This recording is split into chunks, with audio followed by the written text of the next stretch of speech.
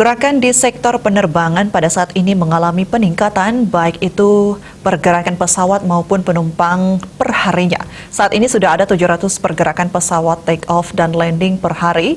Jumlah kedatangan penumpang dari luar negeri sekitar 4.000 orang. Menteri Perhubungan Budi Karya Sumadi menginstruksikan kepada seluruh pemangku kepentingan di sektor penerbangan untuk melakukan pengetatan protokol kesehatan dan melakukan pengecekan kelayakan pesawat ramcek di bandara menghadapi masa libur Natal 2021 dan Tahun Baru 2022. Menhub meminta seluruh pemangku kepentingan di sektor penerbangan memastikan pengetatan prokes berjalan dengan baik. Hal ini untuk mencegah penyebaran dan meningkatnya kasus COVID-19 usai libur Nataru.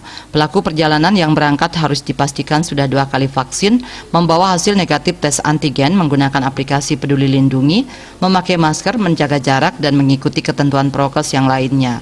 Terkait dengan antisipasi meningkatnya jumlah penumpang kedatangan internasional, Menhub mengatakan perlu dilakukan antisipasi untuk menambah tempat karantina agar tidak terjadi penumpukan penumpang.